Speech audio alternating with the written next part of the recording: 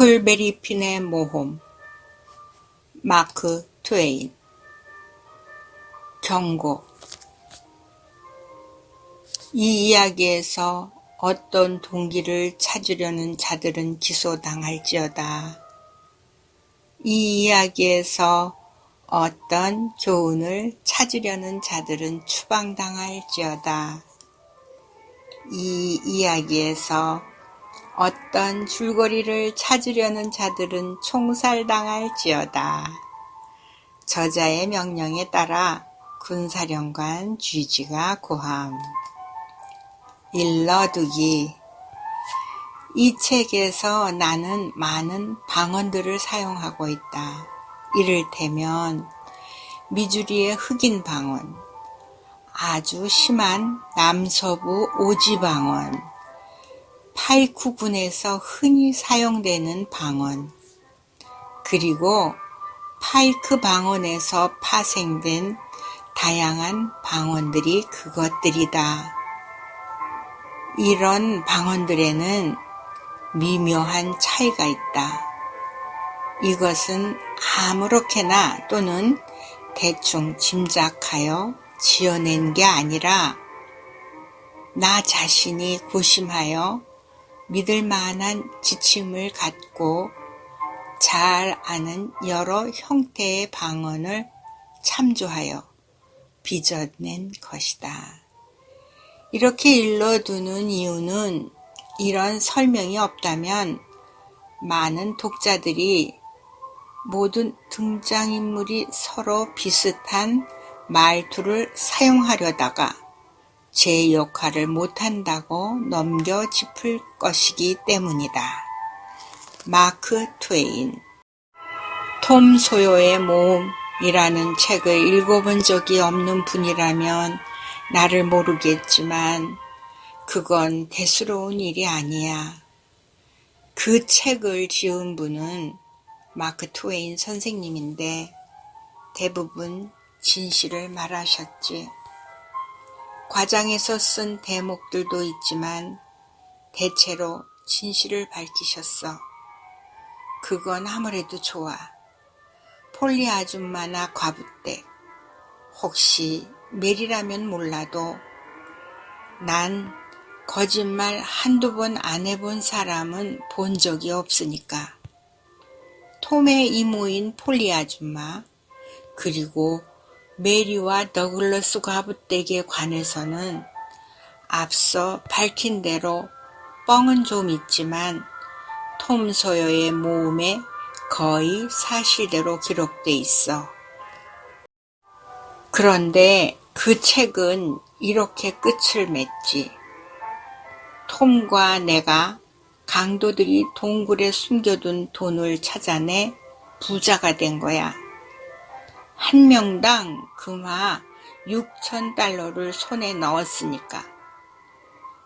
차곡차곡 쌓아놓으니 어마어마한 돈이더군. 그래서 세처 판사님이 그걸 맡아 이자놀이를 해서 1년 내내 우리한테 매일 $1씩 주셨지. 그 돈으로 뭘 할지 모를 정도였어. 더글러스 과부댁은 나를 아들처럼 여기고 예절 교육을 시키려 했지. 하지만 한결같이 꽤 우울하고 점잖으셔서 늘 집안에만 처박혀 있자니 그건 아주 골 때릴 노릇이었어. 그래서 더 이상 참을 수 없어 토낀 거지. 원래 입던 누더기를 걸치고 내가 놀던 빈 설탕 속으로 돌아와 자유와 만족을 찾은 거야. 근데 톰 소요가 날 찾아내고는 자기가 깽단을 시작하려는데 과부댁으로 돌아와 공손이 있겠다면 넣어줄 수도 있다고 말했어. 그래서 돌아왔지. 과부댁은 울면서 날 불쌍한 길 잃은 양이라고도 별의별 이름으로 불러댔지만 그렇다고 내 마음을 상하게 하려던 건 절대 아니었지. 근데 또다시 지겨운 새 옷을 입혀줘서 난 도리 없이 땀만 뻘뻘 흘리고 꽉 조이는 느낌에 숨이 막히더군. 이거 참. 암튼 옛날 그 생활이 또다시 시작되었지. 과부댁이 저녁 먹으라고 종을 울리면 제때 가야만 했어. 식탁에 가서도 바로 먹을 순 없었고 음식이야 문제될 게 전혀 없었지만 과부댁이 고개를 숙이고 음식 불평을 하듯 식전 기도를 마칠 때까지 기다려야 했지. 이를테면 음식을 한 가지씩 내오는 거 말고는 아무것도 문제될 게 없었어. 음식 잡동사니를 한 군데 넣은 통이라면 얘긴 다르잖아. 여러 가지 음식들이랑 국물이 골고루 버무려지면 맛이 더 좋은데 말이야. 저녁 식사가 끝나면 과부댁은 성경책을 꺼내 들고는 모세와 그의 목숨을 구해준 파피루스 갈대 얘기를 들려주셨어. 그러면 난 모세가 어떤 사람인지 죄다 알고 싶어 안달을 했지. 하지만 오래 끌지 않고 과부댁이 내뱉은 말은 모세는 죽은 지 상당히 오래된 사람이라는 거야.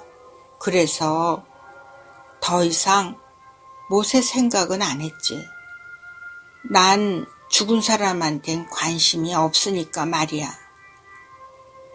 얼마 안 있다가 담배를 피우고 싶어서 과부댁한테 허락해달라고 졸랐지만 막무가내더군. 그건 천한 습관이고 불결하니까 이젠 끊어보려고 해야 한다나? 그런 건 사실 몇몇 사람들의 사고방식인데 말이야. 그런 인간들은 알지도 못하면서 불쾌하게 여긴단 말이야. 지금 과부댁은 자기와 친척도 아니고 이미 죽은 터라 아무래도 좋은 모세 때문에 신경을 쓰고 나한테선 괜한 헛물만 찾고 있잖아. 그런 과부댁 역시 코담배를 즐겼지. 물론 그건 괜찮았어. 왜냐? 남이 하면 불륜이고 자기가 하면 로맨스거든. 왓슨이라는 과부댁 동생은 꽤 호리호리하고 큰 안경을 쓰고 다니는 노처녀인데 이제 막 과부댁과 살러 와서는 날 철자법 책으로 닭 잡듯이 몰아댔지.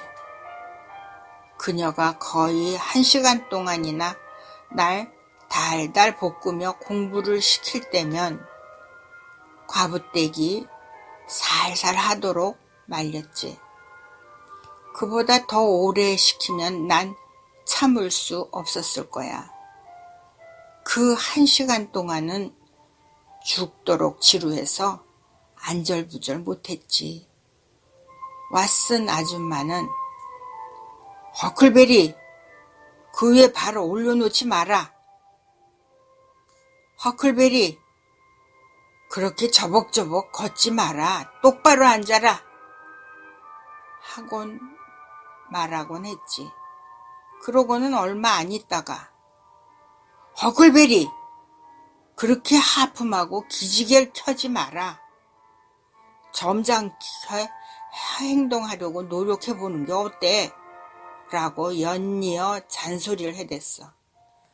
그러고는 온통 지옥 얘기를 해줬지. 그래서 나는 지옥에 있었으면 좋겠다고 했어. 그러자 그녀는 화를 냈지만 난 결코 화를 도울 작정은 아니었다고. 그냥 어딘가 가서 기분 전환이나 하고 싶었어. 장소는 상관없었지. 난 까다롭지 않았으니까. 왓슨 아줌마는 그렇게 말해서는 안 되는 거라고 했어. 온 세상을 준다 해도 자기는 그런 말을 하지 않을 거라더군. 자기는 천국으로 가기 위해 살아갈 거라면서 말이야. 그런데 왓슨 아줌마가 가는 곳으로 가봐야 이로울 게 없을 것 같아서 천국으로 가려고 애쓰지 않으리라 마음먹었지. 그러나 절대로 그렇게 말하지 않았어. 그래봐야 말썽만 일으킬 거고 득될 게 없을 테니까. 왓슨 아줌마는 일단 말을 꺼낸 걸 기화로 계속 떠들어댔고 온통 천당 얘기만 늘어놓았지. 그녀는 천국에서 온종일 하프를 들고 돌아다니며 노래하는 일만 영원토록 할 거라고 했지. 그래서 난 천국을 대수롭지 않게 생각했어. 물론 그걸 입 밖에 내진 않았지. 톰 소여가 천국에 갈까요? 라고 물었더니 왓슨 아줌마는 절대로 갈 수 없을 거라고 말씀하셨어. 난 그게 기뻤어. 톰과 함께 있고 싶었으니까 말이야. 왓슨 아줌마가 계속 못살게 굴어서 따분하고 적적해졌어. 이윽고 사람들이 검둥이들을 데리고 와서 기도를 올리고는 다들 잠자러 들어가더군. 난 촛불을 들고 내 방으로 올라가 탁자 위에 촛불을 내려놓았어. 그러고 나서 창가 의자에 앉아서 유쾌한 일을 떠올리려고 했지만 소용없었어. 너무 외로운 나머지 죽고 싶을 뿐이었지. 별들은 총총히 빛나고 숲속 나뭇잎들은 너무도 처량하게 바스락댔어. 누가 죽었는지 멀리서 올빼미가 부엉부엉 울어대고 세상 뜰 사람이라도 있는지 쏙독새와 개가 처량하게 울어대는 소리가 들려오더군. 바람은 나한테 뭔가 속삭이듯 얘기를 해주는 것 같았지만 그 소리를 알아들을 순 없었어. 섬뜩한 전율이 내 온몸을 휘감더군. 그러고 나서 저 멀리 숲속에서 유령이 내는 것 같은 소리가 들렸어.